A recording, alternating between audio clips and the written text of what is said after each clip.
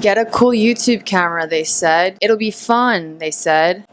Right off the jump, let me just say that I'm filming with a new camera. There is a really steep learning curve. It's an actual camera, not that an iPhone isn't an actual camera. That's what I've been filming on for the past year and a half on this channel, and that's also what I'm most comfortable with. So now I'm using real camera, and it's a little bit difficult to get used to, so excuse me, excuse everything that is off on here. I realized that this mic, it looks douchey. I don't like it. I think it's silly, but I have to wear it because if not, the air conditioner is going to sound even louder than it already does, which I know that it's probably already buzzing in your ear. But I promise you that if I was able to turn it off, I would, but I can't because I won't, because I will die of sweat. And that is not me being dramatic. So I've said on several occasions that part of the makeup of these weekly sobriety tip videos that I put out every Wednesday are that they can be a little bit left of center. While the tried and true methods and tips and tricks and advice, I guess you can say, for lack of a better word, about staying sober I hold very near and dear to my heart. I like to have a little bit of fun with this stuff. I'm like really into research, so I like to look into things that you maybe don't hear all the time when it comes to sobriety and how you can do certain things to up-level your sobriety. For example, today I'm talking about candles. I'm talking about candles in sobriety. Not just candles, but candles will be a theme of this video. More specifically, we're going to talk about creating an environment that's conducive to your ongoing sobriety through the use of positive habits. Candles just happen to be a part of my sobriety environment, I guess you could call it. And this is my channel, so I say and do what I want. Other than the old adage about avoiding people, places, and things that you used to use with or drink with or drink at or use at or to, we don't hear a whole lot about the specifics of your environment and how it relates to your sobriety and your mental health. And when I speak of environment in these terms, I'm referring to the environments that you frequent that you can't avoid. For instance, your bedroom or your job or your car. If you living and working and existing in any of these spaces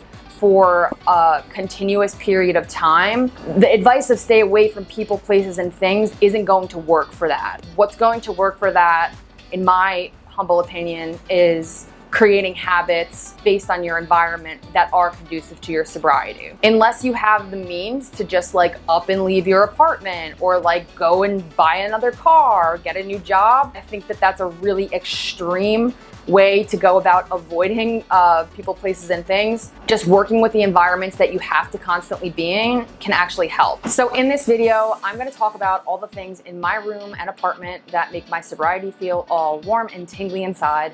Provide a little research on how our ambiance and our environment relates to our mental health and our well-being, aka our sobriety. And then I'm going to leave you off with a little tippy tip that you can apply to your life today if you choose to do so.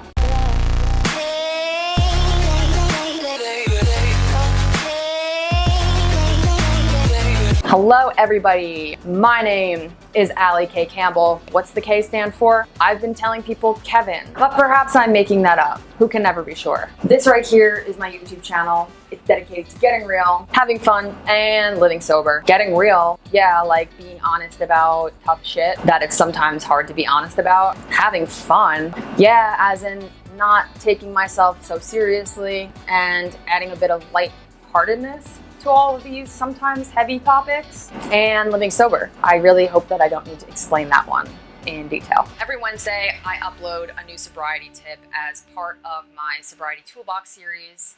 And if you'd like to get a tip every week, go ahead and subscribe to this channel. If you're still here after I admitted that part of this video is going to be about candles, then I commend you for your open-mindedness. And I bet you have rockstar sobriety. Let's start the show. Okay, y'all, I am obsessed with habit formation. Ask my girlfriend, it's all I talk about. Well, it's not all I talk about, but it's something I talk about very often. Mostly because my entire life, I have been bogged down by my own core habit formation. For as long as I can remember, I've always struggled to produce and replicate positive habits, and I've completely excelled at creating awful and soul-crushing habits, such as doing drugs and drinking alcohol. Not that that's just a habit. I know that that can be unpacked a lot more. There's a level of habitualness that is, connected to it. It's been my mission for a while, pretty much since I got sober, to automate certain behaviors for myself that will make my life run more smoothly and that will be conducive to my sobriety and my mental health.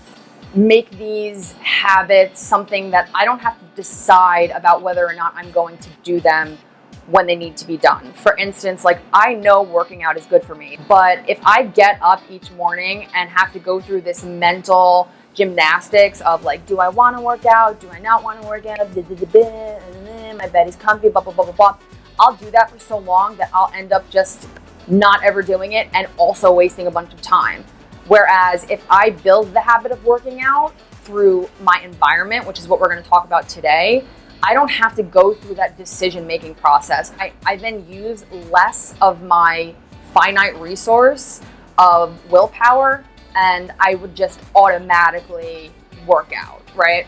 So recently, I just finished reading the book Atomic Habits by James Clear, and that was enlightening, to say the least, especially for somebody with substance abuse issues, because like I said, even though a lot of things come into play when we're talking about the development of alcoholism or addiction or substance abuse, poor behaviors and habits are a huge part of this.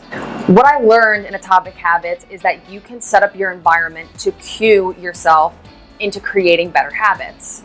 So let's talk about the goal of working out again.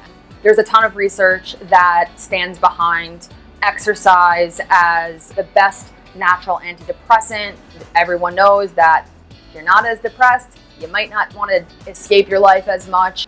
The way that I've hacked my environment to help me habitualize, if that's a word, working out is really simple. Before going to bed, I get some clothes that I would work out in. It can literally just be a raggedy shirt and some shorts that were once pants. Hang them up on my door or right next to my door. So as soon as I get up in the morning, and I literally put my sneakers and my socks right below it, when I get up in the morning, I see those things and it immediately cues me, oh, it's time to work out. Whereas if I don't have those things already done, it adds what seems like a very minuscule layer of complication or effort of having to go into my drawer and get the outfit, blah, blah, blah, blah, blah, blah, blah. But it actually makes a huge difference because when they're not out, I do have to take extra steps. By putting the clothes out first, I'm making a decision for the future me, and I'm doing it by changing my environment. Something really simple as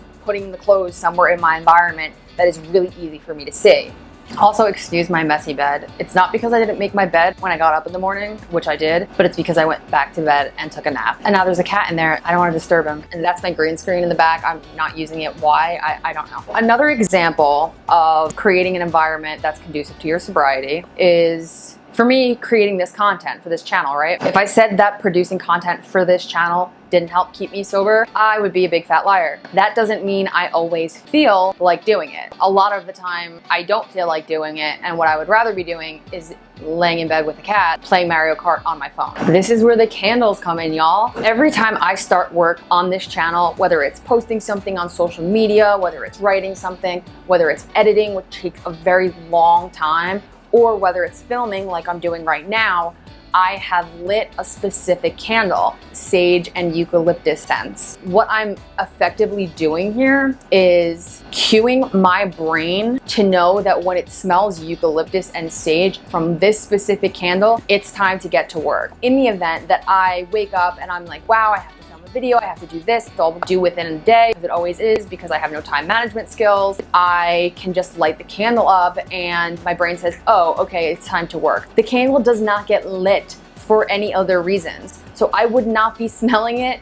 because I'm in the shower or smelling it because I'm having dinner with my girlfriend.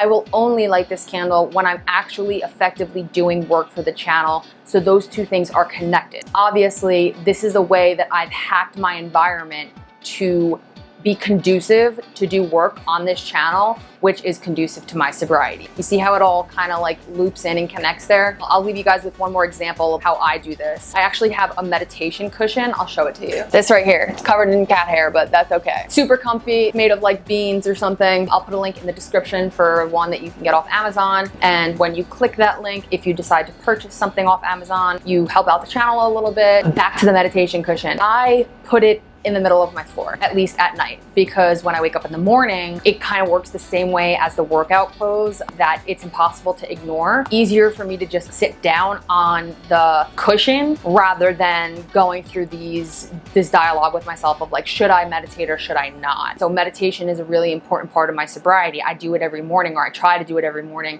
And having that cushion there be a symbol and be a part of my environment, it really does help me to stay consistent with this habit. All right, enough examples about my own environment and all that shit. Like, let's talk about the science behind this stuff. Of course, I really wanted to look into whether or not there was anything backing up the use of candles specifically. Didn't really find anything. All of the academic research was from ilovecandles.com or like wicked.org. Although I'm sure that you can find some resources that tie certain aromas to certain health benefits, like lavender for sleep or orange for like energizing. I don't know if any of that's true.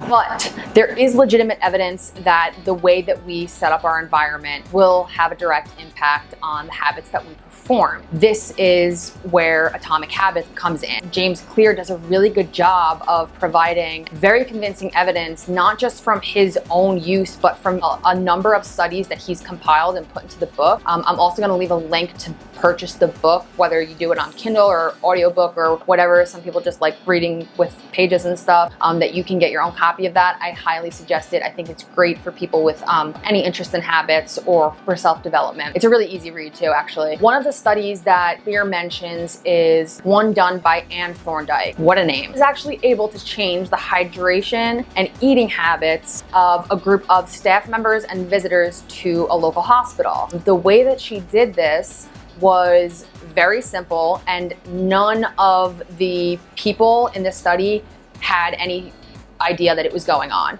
It didn't require any like motivation or reward or anything like that. Anne did is strategically placed water bottles around the hospital cafeteria. Not only did she put them in places that there was previously no options for beverages, but she also placed more water in the places where the options for unhealthy beverages were also available to the people in the cafeteria. They would have a choice of soda or water now, when prior to this, they only had a choice between like soda and juice. And on top of that, there were little coolers or whatever it was of water sprinkled throughout the rest of the cafeteria. Turns out soda sales plummeted in the cafeteria and water sales increased. This is a pretty amazing finding. It makes sense that it helped people to eat healthier and hydrate more, because soda's bad for you and water is good for you.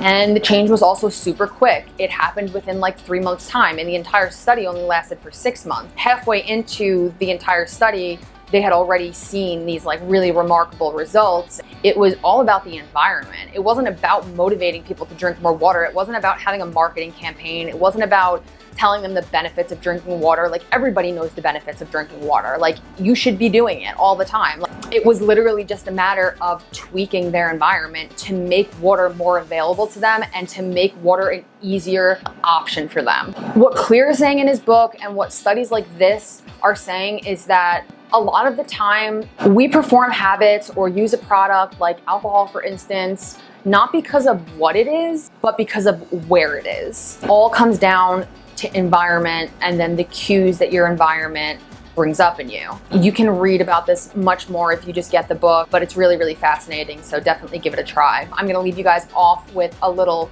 tip on how to make your environment more conducive to your sobriety. And I first want to mention that this is going to be specific to your needs. So there's going to be a level of personalization. It's not a one-size-fits-all kind of thing. But first, you need to choose a habit that isn't so great for your sobriety. It doesn't need to be something super obvious. Oh, I'm doing drugs. Yeah, clearly that's not good for your sobriety. Think a little bit more outside the box in terms of like, okay, for instance, say you tend to skip your recovery meetings or skip your sobriety meetings, even though they benefit you and they help your sobriety. To make your environment more conducive to going to recovery meetings. So how do you do this? First of all, choose whatever meeting you want to go to tomorrow the night before. You're setting your future self up for success doing that. Then put it in your phone calendar. Put it on your real calendar if you're like old school. Set a reminder that an hour before or however many notifications you need prior to it, reminding you that the event is coming up. Your phone is still an environment that you're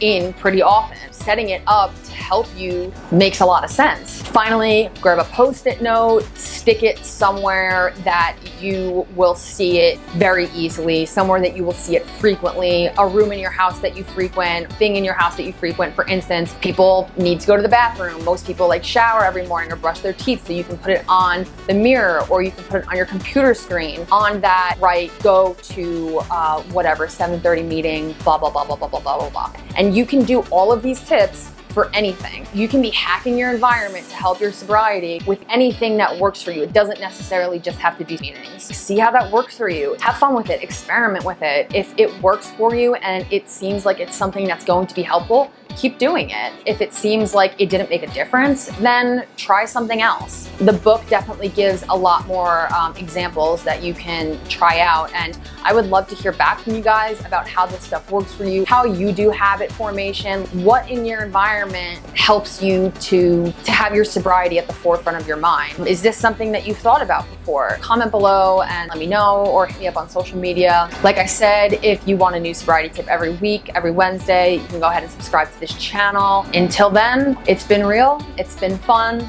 and it's been real fun. Thanks guys for watching. I'll see you next time. Bye bye.